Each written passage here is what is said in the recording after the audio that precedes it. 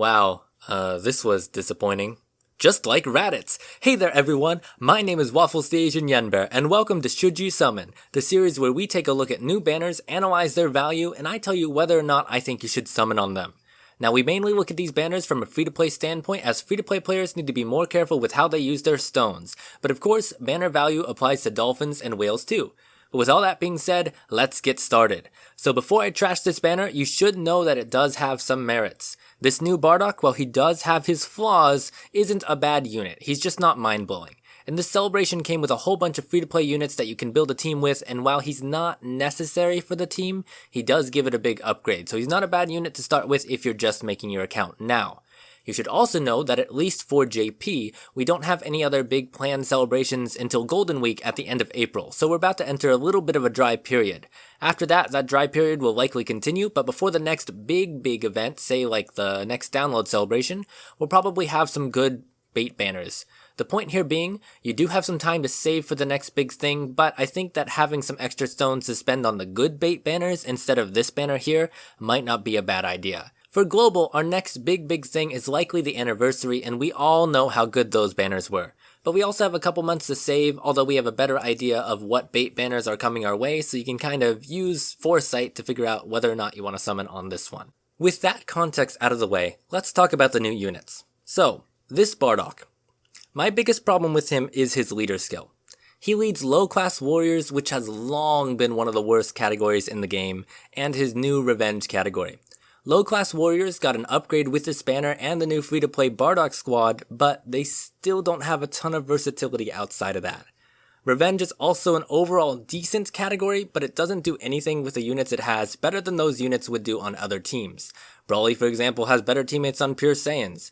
Trunks and Mai can be better on Future Saga. Frieza units work better on Frieza Family. I mean, these units, they're just not syncing up that well with each other on Bardock's team, so I think mixing them in this leader skill, it just doesn't really add anything that you couldn't have with other units.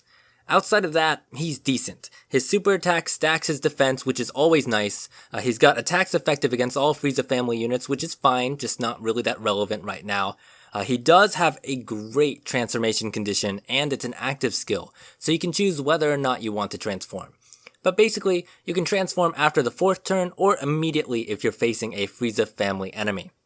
After he transforms, he gets a little bit of everything. He gets attacks effective against all types versus extreme units, 18% chance to perform crits and evade, he reduces damage he takes by 18% for 5 turns, and if you're facing a Frieza family unit, he does an additional attack that has a 50% chance to become a super attack, and he gets guaranteed crits, which is, that's what I'm talking about. He's the Frieza and the Cooler Destroyer.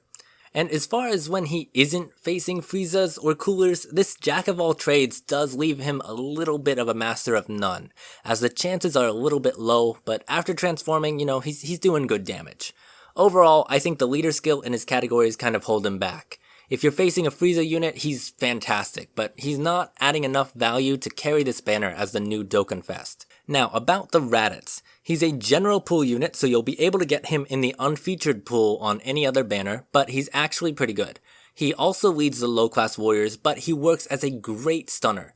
His super attack stacks attack and has a 50% chance to stun. If you face one enemy, he has 200% attack and defense boost from his passive. If you face 2, he has guaranteed stun on the attacked enemy plus a 50% damage reduction.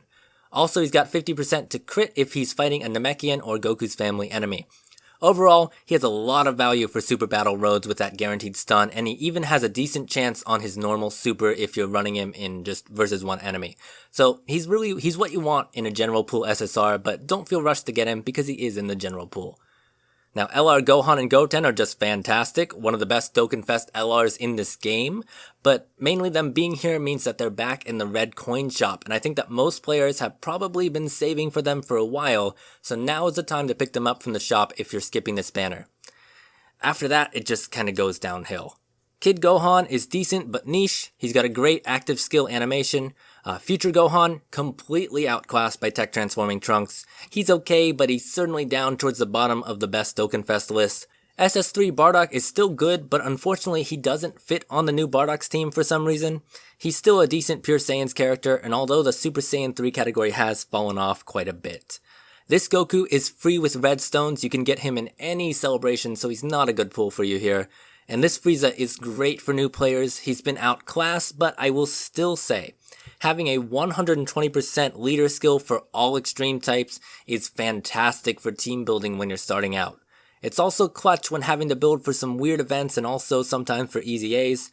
I think he does still have value if you don't have him, but he's not worth chasing at all. So I think the ones that hold value on this banner are Frieza, SS3 Bardock, LR Gohan and Goten, Raditz, and Bardock. But a lot of this is what I'd call conditional value. Frieza and SS3 Bardock are dependent on you not having at least one copy of two pretty old units. LR Gohan and Goten are valuable anytime, but do lose some of their banner value since you can just buy a copy, and a lot of players have been saving for that. And this Raditz, general pull SSR, so that kind of just leaves the new Bardock, which is definitely not enough to carry this banner. So, my recommendation, skip it. If you're just starting, this is a decent banner for you. It's certainly not the best, but it's decent. Reroll until you have the LR, new Bardock, and Frieza if you can. Otherwise, for other players, just buy your LR Gohan and Goten and shake your head in disappointment at what honestly should have been better. Saiyan Day is a fantastic celebration, but this kind of hurts my soul. Now, am I summoning? I thought about it because I do really enjoy Raditz, and I need a copy of the Frieza for my Frieza meme team, but ultimately, the Frieza will be on another banner in the future. Even though I budgeted stones for this banner, I can't bring myself to justify spending on this one. It's a huge disappointment for me, so sorry guys, I'm skipping too. But if you do decide to summon, I wish you luck. I hope you get the units you want quickly so you don't have to spend too much on this banner. But at the end of the day, thank you so much for watching, and I hope it was helpful for making your decisions. And I hope you have a good day, good week, good life, and happy summons. Goodbye.